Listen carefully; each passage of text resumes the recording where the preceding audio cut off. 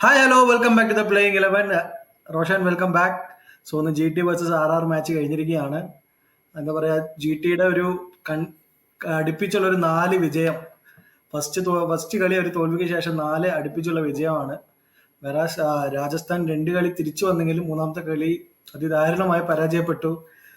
So എന്താണ് കളിയെ കുറിച്ച് എന്താണ് പറയാനുള്ളത്? ഇന്നത്തെ കളി നോക്കുകയാണെങ്കിൽ കംപ്ലീറ്റ്ലി ഡോമിനേറ്റ് ചെയ്തത് ജി ടി എന്ന് തന്നെ പറയേണ്ടി വരും. കാരണം എനിക്ക് ഫസ്റ്റ് എനിക്ക് തോന്നുന്നത് രാജസ്ഥാൻ ചേസ് ചെയ്യാൻ എടുത്ത ഒരു തീരുമാനം അത് എത്രമാത്രം അത് സീരിയസ്ലി അവിടെ തന്നെ ശരിയായെന്ന് എനിക്ക് എനിക്കറിയില്ല. തോന്നുന്നു 50% തോറ്റു എന്ന് എനിക്ക് തോന്നുന്നു. കാരണം അത് വലിയൊരു ബ്ലണ്ടറാണ് ചെയ്തത്. എങ്ങനെ നിങ്ങൾ ഗുജറാത്തിൽ പോട്ടെ, ഈ ഒരു IPL ട്രെൻഡ് എടുത്താൽ തന്നെ ടീംസ് എങ്ങനെയാണ് ജയിക്കുന്ന ട്രെൻഡ് ഉള്ളത്. സോ ഫസ്റ്റ് ബാറ്റ് ചെയ്യുന്നു, നല്ലൊരു സ്കോർ പോസ്റ്റ് ചെയ്യണം, അത് ഡിഫെൻഡ് ചെയ്യണം. അതാണ് ഈ ഒരു IPL ബെസ്റ്റ് ട്രെൻഡ്. കാരണം നമ്മൾ ഈ പറഞ്ഞതുപോലെ സെക്കൻഡ് ഇന്നിങ്സിൽ ന്യൂ ബോൾ, ഒരു ഓൾഡ് ബോൾ 11ാമത്തെ ഓവറിൽ നമുക്ക് ചേഞ്ച് ചെയ്യാം. സോ ഈ ഡ്യൂ ഫാക്ടർ എന്നുള്ള കാരണം കംപ്ലീറ്റ്ലി എലിമിനേറ്റഡ് ആവുകയാണ്. സോ നമ്മൾ എപ്പോഴും ഒരു Yeah. സ്കോർ ബോർഡ് പ്രഷർ എന്ന് പറയുന്നത് സെക്കൻഡ് ബാറ്റിംഗ് ടീമിന് എപ്പോഴും ഉണ്ടാവും. ഫസ്റ്റ് ഓഫ് ഓൾ ഇവര് വന്ന്, പ്രത്യേകിച്ച് അഹമ്മദാബാദ് പോലെ പിച്ചിൽ നമ്മൾ കഴിഞ്ഞ സീസണിലെല്ലാം കണ്ടാണ്, സെക്കൻഡ് ഇന്നിങ്സിൽ ബോൾ കടന്ന് പെൻഡിലം പോലെ ആടും സ്വിങ്. ഈവൻ ഷമിയൊക്കെ വന്ന് ചെയ്യുന്ന സമയത്ത് നമ്മൾ കണ്ടിട്ടുള്ളതാണ്. അപ്പോൾ സിറാജ് ബ്രില്യൻ ഫോമിൽ സിറാജ് നിൽക്കുന്നു. ഇവൻ പ്രസിദ്ധ ഓൾസോ സിറാജിനെ ശരിക്കും പറഞ്ഞാൽ സിറാജിന്റെ ഇപ്പൊ ന്യൂ ബോളിലുള്ള ആ ഒരു ഇത് എടുക്കുമ്പോൾ തന്നെ, കാരണം നമുക്ക് ഇപ്പൊ ജി ടിന്റെ ലാസ്റ്റ് 4 വിൻ എന്ന് പറഞ്ഞാൽ അതിനകത്ത് സിറാജിന്റെ കോൺട്രിബ്യൂഷൻ വളരെ വലുതാണ് ന്യൂ ബോളിൽ വെച്ചിട്ടുള്ളത്. സോ അങ്ങനെ ഒരു നല്ല പീക്ക് ഫോമിൽ നിൽക്കുമ്പോൾ നമ്മൾ ഇന്ന് തന്നെ നമ്മൾ ശ്രദ്ധിച്ചാൽ അറിയാം, സിറാജിൽ നിന്ന് സഞ്ജുവിനെ കവർ ചെയ്യുന്ന രീതിയിലാണെന്ന് തോന്നുന്നു ആദ്യം കളിച്ചത് മുഴുവൻ. സഞ്ജുവിനെ ഒന്ന് ബാക്കപ്പ് ചെയ്ത് സഞ്ജു മാക്സിമം സിറാജിന്റെ ബോൾ ഫേസ് ചെയ്യുന്നുള്ളൊരു മെന്റാലിറ്റിയിൽ കളിച്ച പോലെയാണ് എനിക്ക് ഫീൽ ചെയ്തത്. അതെ, കാരണം സിറാജിന്റെ ഫസ്റ്റ് ന്യൂ ബോളിൽ ശരിക്കും പറയാൻ ഇപ്പൊ ഒരു പീക്ക് ടൈം തന്നെയാണ് സിറാജിന്. അങ്ങനെ ഒരു സിറ്റുവേഷനിൽ ഉള്ളപ്പോ ബെറ്റർ ഓപ്ഷൻ ഫസ്റ്റ് ബാറ്റ് ചെയ്യുക, തീരെ പ്രഷറില്ലാതെ ഒരു അറ്റ്ലീസ്റ്റ് ഒരു 180+ എങ്കിലും ടോട്ടൽ ചെയ്തിരുന്നെങ്കിൽ നമുക്കിപ്പോ ആർച്ചർ നല്ലൊരു ഫോമിലാണ്. സിറാജ് എങ്ങനെയാണോ ഡെലിവർ ചെയ്യുന്നത് അതുപോലെ തന്നെ അതെ. ആർച്ചറിനെ കൊണ്ട് ന്യൂ ബോൾ ചെയ്യിപ്പിച്ച് ഒന്ന് പിടിക്കാമായിരുന്നു സുഖമായിട്ട്. ബട്ട് സോ എന്തോ ടോസിൽ തന്നെ ഇവര് രാജസ്ഥാൻ വലിയൊരു ബ്ലണ്ടർ ചെയ്തു എന്ന് തന്നെ തോന്നി. പിന്നെ രണ്ടാമത് ഹസരംഗയെ കളിപ്പിക്കാത്തത്, അതും എനിക്ക് വളരെ സർപ്രൈസിംഗ് ആയിരുന്നു. കാരണം ഹസരംഗ സ്ലോലി കമ്മിങ്, എന്താ പറയാ, സ്ലോലി ആ ഒരു ഫോമിലോട്ടാണ് തിരിച്ചു വന്നിരിക്കുന്ന സ്പേസ് ആണ്. നിങ്ങൾ ഏത് പെണ്ണിൽ കളിച്ചാലും ബോൾ എറിയാൻ പറ്റുന്ന 2 ബൗളേഴ്സ് ആണ് ഈ പറഞ്ഞതുപോലെ ഹസരംഗ, തീക്ഷ്ണ എന്ന് കുറച്ച് തീക്ഷ്ണ എക്സ്പെൻസീവ്. ആ ഒരു കോംബോ കുറച്ച് നല്ല അതെ, രീതിയിൽ ഇന്ന് യൂട്ടിലൈസ് ചെയ്യാൻ പറ്റും. ബട്ട് അത് പൊളിച്ചപ്പോ തന്നെ ഓൾമോസ്റ്റ് തീക്ഷ്ണ ഓറിയന്റേഷൻ മാത്രം തീക്ഷ്ണയുടെ കംപ്ലീറ്റ് റിതവും ബേർഡൻ പോയി. ഹസരംഗ കംപ്ലീറ്റ് ഇല്ലാതെ ബേർഡൻ പുള്ളിക്ക് പോയി. തീക്ഷ്ണയുടെ റിതവും പോയി. അത് പിന്നെ ഫസൽ ഫറൂഖി കംപ്ലീറ്റ്ലി ഫസ്റ്റ് മാച്ചിൽ പറഞ്ഞതുപോലെ ഔട്ട് ഓഫ് ഫോം ആയിരുന്നു. ഇന്നും എനിക്ക് തോന്നുന്നത് അവരുടെ സ്വിംഗ് അല്ല പ്രതീക്ഷ വന്നത്. ഈവൻ നിങ്ങൾ അതാണ് പ്ലാൻ ചെയ്യുന്നുണ്ടെങ്കിൽ ഓക്കെ, നിങ്ങൾ സെക്കൻഡ് ബൗളിംഗ് ചെയ്യുകയാണെങ്കിൽ അതും ഓക്കെ, അതും വീണ്ടും ജസ്റ്റിഫൈബിൾ ആണ്. പിന്നെ തുഷാർ ദേശ്പാണ്ഡെ ഇന്ന് കൊണ്ടുവന്നു. തുഷാർ ദേശ്പാണ്ഡെ ഒരു ഐഡിയ ഇല്ലാത്ത ബോളിംഗ് ആയിരുന്നു. എന്താ പറയുക, ആൾക്ക് എവിടെയാണ് ബോൾ എറിയേണ്ടത്, എന്താണ് ചെയ്യേണ്ടത്. കാരണം ആർച്ചറും സന്ദീപും ഇന്ന് സൂപ്പറായിട്ട് ബോൾ ചെയ്തു രണ്ടുപേരും. സന്ദീപ് ശർമ്മ അതെ. ലാസ്റ്റ് ഓവറിൽ മാത്രമാണ് കുറച്ച് അടി കൊണ്ടത്. അത് രണ്ടുപേരും നന്നായിട്ട് ബോൾ ചെയ്തു. എന്നിട്ടും അവർ 217 റണ്ണ് കൺസീഡ് ചെയ്യണമെന്നുണ്ടെങ്കിൽ അത്രയും മോശമായിട്ടാണ് എനിക്ക് തോന്നി ഇവർ രണ്ടാളും ബോൾ ചെയ്തത്. അതെ. അല്ല, നിങ്ങള് അതിന്റെ കൂടെ തന്നെ എടുത്തു പറയാനുള്ള എനിക്ക് തോന്നുന്നു നല്ല ഡെലിവറീസ് പോലെ ഇപ്പൊ സന്ദീപിന്റെ ആണെന്നുണ്ടെങ്കിലും കൺസിഡർ ചെയ്ത റൺസ് ആണെന്നുണ്ടെങ്കിലും ഷോട്ട് സെലക്ഷനും ഷോട്ട് ഒന്നും പറയാനില്ല.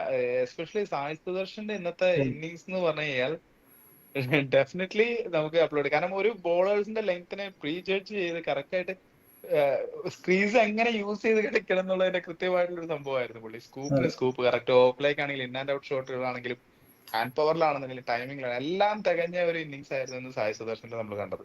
സോ സായി സുദർശനിലോട്ട് വരികയാണെങ്കിൽ എന്താ പറയാ, ബ്രില്യന്റ്. അതായത് കൺസിസ്റ്റന്റ് ആയിട്ട് വേറൊരു യങ്സ്റ്ററും റീസെന്റ് പെർഫോം ചെയ്യുന്നില്ല എന്ന് തന്നെ പറയാം. നമ്മള് ഈ പറഞ്ഞതുപോലെ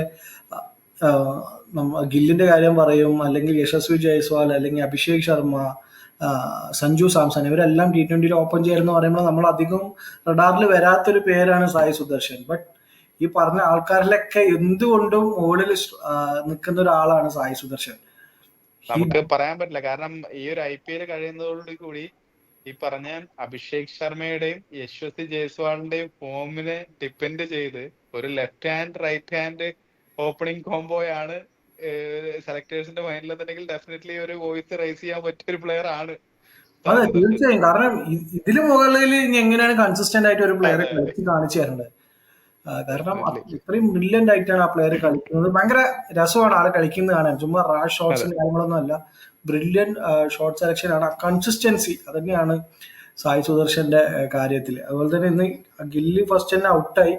ബട്ട് ബട്ട്ലറെ കൂട്ടിപ്പിടിച്ച് ചെറിയൊരു പാർട്ട്ണർഷിപ്പ് ബിൽഡ് ചെയ്തു. അതിനുശേഷം വീണ്ടും ഷാറൂഖ് ഖാൻ. തമിഴ്നാട് പ്ലേയേഴ്സ് എല്ലാവരും ഗുജറാത്തിനെ വേണ്ടി മാച്ചിന് മാച്ച് പെർഫോം ചെയ്തിരുന്നു. കഴിഞ്ഞ കളിയായിരുന്നെങ്കിൽ സായി കിഷോർ സായ് ആയിരുന്നു. കിഷോർ, സായ് ഈ കളി സുദർശൻ. ഈ സായി സുദർശനും ഷാറൂഖ് ഖാനായിരുന്നു. കഴിഞ്ഞ കളി വാഷിംഗ്ടൺ സുന്ദർ വന്നു. ഇപ്പൊ ചെന്നൈ ഈ പറഞ്ഞതുപോലെ ആഭ്യന്തര താരങ്ങളെ പുതിയ താരങ്ങളെ കളിപ്പിക്കുന്നില്ല എന്നുള്ള ഒരു പഴി കേൾക്കുന്ന സമയത്ത് ഗുജറാത്ത് 4 തമിഴ്നാട് പ്ലേയേഴ്സിനെ വെച്ച കളിക്കുന്ന അവര് മാച്ചിന് അവർ ഡെലിവർ ചെയ്യുന്നുണ്ട്. സോ ബ്രില്യന്റ് അതെ ആയിട്ടുള്ള ഷാറുഖ് ഖാന് പ്ലാൻഡ് ശരിക്കും ആയിട്ടുള്ള ബാറ്റിംഗ് പറയുകയാണെങ്കിൽ ആയിരുന്നു. അതെ അതെ ഇന്നാണ് ശരിക്കും പറഞ്ഞ ഒരു 10 ഓവർ ആയപ്പോഴത്തേക്കും ഗുജറാത്തിന്റെ ഒരു ബാറ്റിങ്ങിന്റെ മിഡിൽ ഓർഡറിലേക്ക് ഒരു കടന്നു കയറാൻ പറ്റിയ ഒരു സംഭവം തന്നെയായിരുന്നു. ബട്ട് ഡെഫിനറ്റ്ലി ഡെലിവർ ചെയ്തു. ഈ ഷാറുഖ് ഖാന്റെ ആ ഒരു ചെറിയൊരു ക്യാമിയോ 20 ബോളിന്റെ ഒരു ക്യാമിയോ ആണെന്നുണ്ടെങ്കിലും സായ് സുദർശൻ ടൈമിങ്ങും കാര്യങ്ങളൊക്കെ വെച്ചിട്ടുള്ള നല്ല നല്ല ക്ലാസിക് ഷോട്ട്സ് കളിച്ചിട്ടിരിക്കുമ്പോൾ മറ്റേ സൈഡിൽ നമുക്ക് ബ്രൂട്ടൽ ഹിറ്റിംഗ് എന്ന് പറയുന്നത് പവർ ഹിറ്റിംഗിന്റെ പവർ ഹിറ്റിംഗ്. ഒരു പര്യായം തന്നെയായിരുന്നു ഷാറുഖ് ഖാന്റെ ബാറ്റിംഗ് എന്ന് പറഞ്ഞു കഴിഞ്ഞാൽ. സോ അത് അവർക്കൊരു ബട്ട്ലർ പോയി കഴിഞ്ഞിട്ട് ഒന്ന് പിടിമുറുക്കാമെന്നുള്ള ഒരു രാജസ്ഥാന്റെ മോഹങ്ങൾക്ക് നേരെ ഒരു അടിയായിരുന്നു ഷാറുഖ് ഖാന്റെ അടുത്ത്. ഈ സോ പറഞ്ഞതുപോലെ അവിടെ 217 കൺസിഡർ ചെയ്തപ്പോൾ തന്നെ ഇവർ ഒരുപാട് ബാക്ക് ഫുട്ടിലായി. പിന്നെ മറുപടി ബാറ്റിംഗിൽ ഇറങ്ങിക്കഴിഞ്ഞ യശസ്വി ജയ്സ്വാൾ അഗെയിൻ കഴിഞ്ഞ കളി ഞാൻ പറഞ്ഞിരുന്നു ഒരു 50 നല്ലൊരു സ്കോർ അടിച്ചെങ്കിലും ഭയങ്കര സ്ക്രാച്ച് ഇന്നിങ്സ് ആയിരുന്നു. ഒട്ടും കൺവിൻസിങ് ആയിരുന്നില്ല ആളുടെ ഒരു ഇന്നിങ്സ്. ഇന്നും തന്നെ സംഭവിച്ചു. ബ്രില്യന്റ് ആയിട്ട് ഒരു പ്ലാൻ ഫീൽഡ് സെറ്റ് ആ ചെയ്ത് പ്ലാൻ കറക്റ്റായിട്ട് തന്നെയായിരുന്നു. ട്രാപ്പ് ചെയ്തു. കറക്റ്റ് ആയിരുന്നു. കറക്റ്റ് ട്രാപ്പ് ചെയ്തു. കാരണം നിതീഷ് റാണ എങ്ങനെയാണ് ആ ഷോട്ട് സെലക്ട് ചെയ്തത് സത്യമായിട്ടും ഒരു പൊടുത്തില്ല. കാരണം 2 സ്ലിപ്പ് ഉണ്ട്. അതിന്റെ അത് കഴിഞ്ഞ ഒരു തേർഡ് മാനും അവർ കറക്റ്റായി വെച്ചിട്ടുണ്ട്. ഒരു ഷോർട്ട് ബോൾ ഇട്ടു. കറക്റ്റാ ബാറ്റ് വെച്ച് കൊടുത്തു. ബട്ട് അതെനിക്ക് തോന്നുന്നു കുറച്ചും കൂടി ഒരു ഉള്ളിലേക്ക് നമുക്ക് ബോഡി ലൈനിലേക്ക് ചെറിയൊരു ഷോർട്ട് ബോൾ വന്നപ്പോ ഒരു അൺഎക്സ്പെക്ടഡ് ആയിരുന്നു പേസും കാര്യങ്ങളും തോന്നുന്നു. നിതീഷ് റാണ ഒരു പ്രീവിയസ് ഒരു ഇന്റന്റ് ചെയ്ത് അടിച്ച ഷോട്ട് പറഞ്ഞു പെട്ടെന്ന് മേത്തേക്ക് വന്നപ്പോ ജസ്റ്റ് ഒരു ഓതന്റേറ്റീവ് ആയിട്ടുള്ള ഒരു ഷോട്ടായിട്ട് തോന്നിയില്ല. ബട്ട് ഡെഫിനറ്റ്ലി ജയ്സ്വാളിന്റെയും എനിക്ക് നല്ലൊരു കൃത്യമായ ഒരു പ്ലാനിങ് ആയിരുന്നു. കറക്റ്റ് ഓഫ് സൈഡിൽ ഐസ് ലൈനിൽ ഒരു ഫുൾ എന്തായാലും അറ്റാക്ക് ചെയ്യാനായിട്ടുള്ള മൈൻഡിൽ നിൽക്കുന്ന ഒരു പ്ലെയറിന് ഡെഫിനറ്റ്ലി വേറൊരു ഓപ്ഷൻ ഇല്ല ആ ഒരു ഷോട്ട് അല്ലാതെ. Correct field placement, correct catch, definitely നല്ലൊരു പ്ലാനിലായിരുന്നു അത്. അതാണ് ഞാൻ പറഞ്ഞത്. ഈ ദേശ്പാണ്ഡെയുടെ ബൗളിങ്ങും ബാക്കി ഇവർ സിറാജും പ്രസിദ്ധ എല്ലാം ചെയ്ത ബൗളിങ്. കാരണം ഇവർ കറക്റ്റ് ഫീൽഡ് പ്ലേസ്മെന്റ് എന്താണോ അക്യുറേറ്റ് ആയിട്ടാണ് ബോൾ ചെയ്തത്. നിതീഷ് റാണയ്ക്ക് വന്ന ബോൾ ഈ പറഞ്ഞതുപോലെ ബാറ്റർ സർപ്രൈസ് ചെയ്ത ഡെലിവറി ആയിരുന്നു. വേറെ അതെ ദേശ്പാണ്ഡെ എറിയുന്നത് ചുമ്മാ ഷോർട്ട് ബോൾ ആണ്. അതൊരു എന്താ പറയാ ലെഗ് സൈഡിലോട്ട് അല്ലെങ്കിൽ ആളൊരു കൺഫ്യൂസ്ഡ് ആയിട്ടുള്ള ഷോർട്ട് ബോൾസ് എന്തൊക്കെയോ അറിയണു. 17 വൈഡുകളാണ് ഇന്ന് രാജസ്ഥാൻ റോയൽസ് കൊടുത്തത്. 17 വൈഡുകൾ എന്ന് പറഞ്ഞാൽ 17 റൺസ് പ്ലസ് 17 എക്സ്ട്രാ ഡെലിവറീസ്. അതായത് 3 ഓവർ അധികം ബൗളേഴ്സ് വന്ന് ചെയ്യുകയാണ്. അതൊക്കെ ഒരിക്കലും ക്രിമിനൽ ആണ്. ഈ പറഞ്ഞ പോലെ ചെറിയ മാർജിൻ ഓഫ് എറർ എന്ന് പറഞ്ഞാൽ T20 വളരെ കുറവാണ്. അപ്പോൾ അതൊക്കെ ഒരുപാട് ശ്രദ്ധിക്കേണ്ടിയിരിക്കുന്നു. എനിക്ക് ഓൾറെഡി ഇവരൊരു വിന്നിങ് കോമ്പിനേഷൻ സെറ്റ് ആയതിന് വീണ്ടും എന്തിനാണ് ഇങ്ങനെ ബ്രേക്ക് ചെയ്യുന്നത് സത്യമായിട്ട് എനിക്ക് മനസ്സിലാവുന്നില്ല. എനിക്ക് തോന്നുന്ന ഈ ഒരു അഹമ്മദാബാദ് പിച്ചിലെ ഒരു സീം ആൻഡ് സ്വിങ്ങിനെ റിലേ ചെയ്തിട്ടായിരിക്കും. ബട്ട് അങ്ങനെ ഒരു ന്യായീകരണം പറഞ്ഞു കഴിഞ്ഞാലും ഡെഫിനറ്റ്ലി ടോസ് ഒരു ഫാക്ടർ തന്നെയായിരുന്നു. അവർക്ക് ടോസ് കിട്ടിക്കഴിഞ്ഞിട്ടും ആ ഒരു മുൻതൂക്കം കളയാന്ന് പറഞ്ഞു കഴിഞ്ഞാൽ അത് എന്താണെന്ന് അറിയത്തില്ല. എന്താണ് എന്നാൽ പിന്നെ അത് പർച്ചേസ് ചെയ്യാൻ പറ്റുന്ന ബൗളേഴ്സ് ആണെങ്കിൽ ഓക്കെ. ഇവര് കൊണ്ടുവന്നത് ദേശ്പാണ്ഡെ. എന്റെ ഒരു അഭിപ്രായത്തിൽ ഓക്കെ എന്തൊക്കെയോ ദേശ്പാണ്ഡെ എന്തായാലും 5 ഓവർ 4 ഓവർ 50 കൊടുക്കണോ എന്നാൽ ആ 4 ഓവർ 50 കൊടുക്കുന്നത് റിയാൻ പരാഗനും നിതീഷ് റാണയ്ക്ക് 2 ഓവർ വെച്ച് കൊടുത്തിട്ട് ആ ഒരു 50 ഓവർ കൊടുത്തിട്ട് എക്സ്ട്രാ ബാറ്ററി കളിപ്പിക്കാലോ. അവര് എന്തായാലും ദേശ്പാണ്ഡെനെ കുറച്ചുകൂടി ട്രസ്റ്റ് നമ്മൾ പറയില്ലേ നമുക്ക് കുറെ നാളുകൾ ഇവിടെ ചെന്നൈയിലാണെന്നുണ്ടെങ്കിലും ആദ്യത്തെ കുറെ കളികളിലൊക്കെ ചിലപ്പോ ഒരു മാച്ചിലായിരിക്കും ആ ഒരു മാച്ച് വെയിറ്റ് ചെയ്ത് നിൽക്കുമായിരിക്കും എനിക്ക് തോന്നുന്നു രാജസ്ഥാൻ. പക്ഷെ അപ്പോഴത്തേക്കും കളിയൊക്കെ കയ്യിൽ നിന്ന് പോയി തുടങ്ങിയിട്ടുണ്ട് ഇപ്പോ. അതെ ഇപ്പൊ 5-3 തോറ്റു. ഇനി ഇനിയുള്ള 9 ഡെഫിനറ്റ്ലി മിനിമം ഒരു 6 ജയിക്കാന്ന് പറഞ്ഞാൽ ഇപ്പോഴത്തെ ഇപ്പൊ എല്ലാ ടീമും മറ്റേന്ന് പറയുമ്പോൾ നമുക്കൊരു വീക്ക് ടീം ഉണ്ട് കളികൾ വരും എന്നുള്ള രീതിയിലൊക്കെയാണ്. ബട്ട് ഇപ്പൊ അങ്ങനെ ഒരു സംഭവം അല്ല. ഇപ്പൊ അതെ നമ്മളിപ്പോ പറയുന്നുണ്ട് എനിക്ക് തോന്നുന്ന ഈ ഒരു സീസണിൽ ആകെ ചെന്നൈ മാത്രമല്ല, ഈവൻ മുംബൈ ആണെന്നുണ്ടെങ്കിലും വേറെ ഏത് ടീമുകളാണെങ്കിലും ചെന്നൈ മാത്രമാണ് നമുക്ക് ഇപ്പൊ ഒരു വീക്ക് സൈഡിൽ നിൽക്കുന്നത്. ബാക്കി എല്ലാ ടീമുകളും നമുക്ക് പറയാൻ പറ്റത്തില്ല, അൺപ്രഡിക്റ്റബിൾ ആയിട്ടുള്ള ടീമുകൾ തന്നെയാണ്.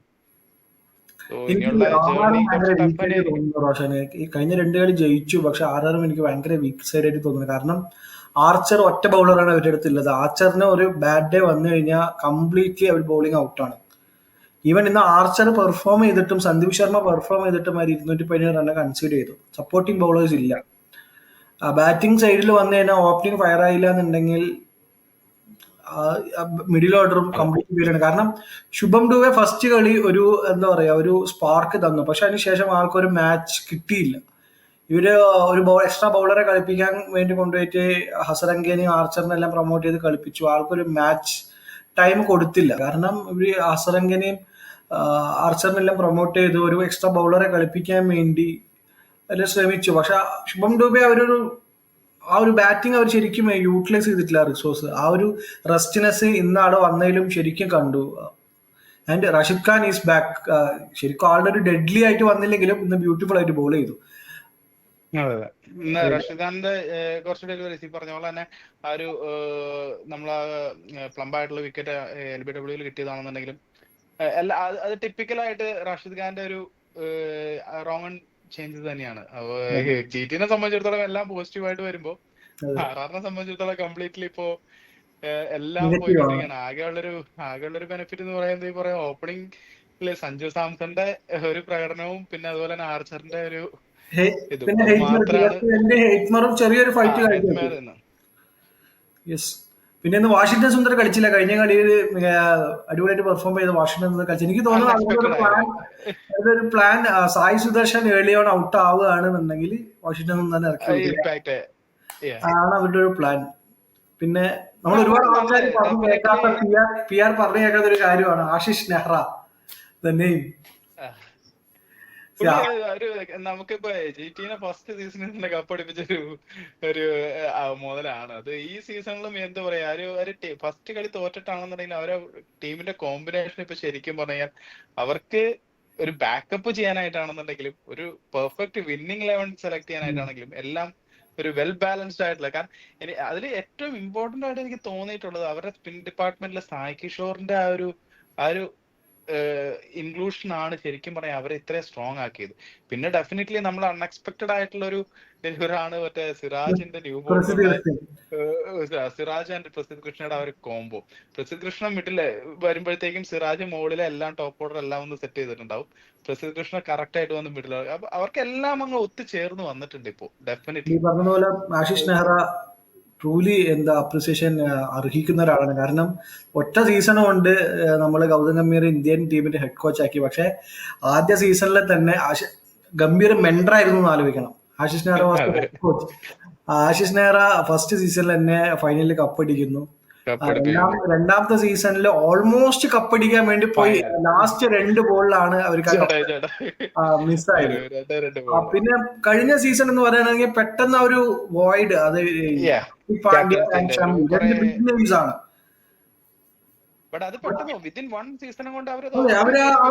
അവര് തിരിച്ചു വന്നു. അവര് മേക്കപ്പ് ആയി തിരിച്ചു വന്നു. അവർക്ക് വേണ്ട പ്ലേയേഴ്സിനെ ഒരു ഓപ്ഷനിൽ പിക്ക് ചെയ്ത് അവർ കറക്റ്റ് ആയിട്ട് അതിലോട്ട് തിരിച്ചു വന്നു. സോ ആശിഷ് നെഹ്റയുടെ അണ്ടറിൽ ഈ പറഞ്ഞ പോലെ പേസേഴ്സ്.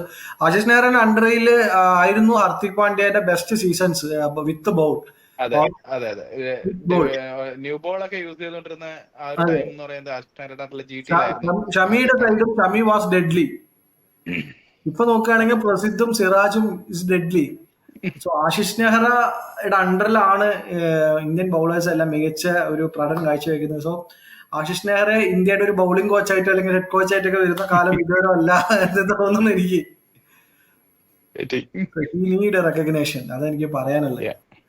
സോ അതാണ് ഇന്നത്തെ കളിയെ കുറിച്ച് പറയാനുള്ളത്. RR എനിക്ക് വളരെ വീക്സ് ആയിട്ട് തോന്നുന്നു. RR and Chennai play off സാധ്യതകളും എനിക്ക് ഭയങ്കര ബ്രൈറ്റ് ആയിട്ട് തോന്നുന്നില്ല ഈ ഒരു ടൈപ്പ് ഓഫ് ക്രിക്കറ്റ് കളിക്കാൻ. എനിക്ക് തോന്നുന്നില്ല ഈ ഒരു സീസണിൽ നമ്മള് എനിക്ക് തോന്നുന്നു ഞാൻ പ്രെഡിക്ട് ചെയ്ത 4 ഇവര് രണ്ടുപേരും ഉണ്ടായിരുന്നില്ല എന്ന് തോന്നുന്നു. ബട്ട് നമ്മുടെ പ്രഡിക്ഷനിൽ വന്ന SRH മാത്രമാണ് ഇപ്പൊ ശരിക്കും പറഞ്ഞാൽ താഴെ നിൽക്കുന്നത്. അത് എന്താ പറ്റിയത്? ബട്ട് SRH എപ്പോ ആണെന്നുണ്ടെങ്കിൽ അടിച്ചു കയറി വരാം definitely. But RR and Chennai definitely രണ്ട് ടീമിന്റെയും കോർ ആയിട്ടുള്ള ഒരു കാര്യം എടുത്ത് ഒരു മാച്ചിന് കോമ്പിനേഷൻ മാറ്റിക്കൊണ്ടേയിരിക്കുന്നു. അതാ പ്രശ്നം. RRന്റെ സൈഡും RR ഒരു വിന്നിംഗ് കോമ്പിനേഷൻ കണ്ടുപിടിച്ചിട്ടും വീണ്ടും അടുത്ത മാച്ചിൽ ആ കോമ്പിനേഷൻ പൊട്ടിക്കുകയാണ്. എനിക്ക് തോന്നുന്നില്ല. സോ നാളത്തെ കളിയിലോട്ട് ജസ്റ്റ് ഒന്ന് പോവാം. റോഷൻ, ബ്ലോക്ക് ബസ്റ്റർ ചിന്നസ്വാമിയിലോട്ട് RCB തിരിച്ചു വരുന്നു. ഡൽഹി ആയിട്ടാണ് അത് മത്സരം. അത് മാത്രമാണ് നമുക്കൊരു പേടി, സത്യം പറഞ്ഞാൽ. ബാക്കി എല്ലാം കൊണ്ടും നമുക്കെല്ലാം പോസിറ്റീവായിട്ട് തന്നെ നിൽക്കുന്നു. ബട്ട് ഡെഫിനറ്റ്ലി അതൊരു നല്ലൊരു ക്ലാഷ് തന്നെയായിരിക്കും. കാരണം അതെ. വളരെ നല്ലൊരു, ഇപ്പൊ ഈ സീസണിൽ എടുത്ത് നോക്കുകയാണെന്നുണ്ടെങ്കിൽ one of the best team, best 2 ടീമുകൾ, ഡൽഹി അതായത് ഇതുവരെ ഒരു കളി പോലും തോറ്റിട്ടില്ല. തോൽവി അറിയാത്ത ഒരു ടീമും അതുപോലെ തന്നെ ലാസ്റ്റ് നല്ല രീതിയിൽ ഒരു വെൽ ബാലൻസ്ഡ് ആയിട്ടുള്ള കളിച്ചു വരുന്ന മറ്റൊരു ടീം വിത്ത് ഹോം അഡ്വാൻറ്റേജ് നമുക്ക് പറയാൻ പറ്റത്തില്ല ഡെഫിനറ്റ്ലി. Home but disadvantage. അതെ, എന്നാലും നമുക്ക് വെയിറ്റ് ചെയ്യാം. നമുക്ക് നല്ലൊരു മാച്ച് തന്നെ കാണാൻ പറ്റും. രാഹുലിനെ സംബന്ധിച്ചിടത്തോളം അതൊരു ഹോം ഗ്രൗണ്ട് തന്നെയാണ്. അതെ. സോ സി ഇപ്പോ ഹൗ. കർണാടക എനിക്ക് തോന്നുന്നു പോയാണ്. അതെ, ചിന്നസ്വാമിയിൽ എപ്പോഴും രാഹുൽ അത്യാവശ്യം നല്ലൊരു ഇന്നിങ്സ് കളിക്കാറുണ്ട്, especially against RCB. So Du Plessis നാളെ കളിച്ചേക്കാം മേ ബി. കളിച്ചേക്കാം. ഡുപ്ലസി ആൻഡ് രാഹുൽ ആണ് ഓപ്പണിംഗ് വരുന്നതെന്നുണ്ടെങ്കിൽ it will be a deadly combo in Chinnaswamy definitely.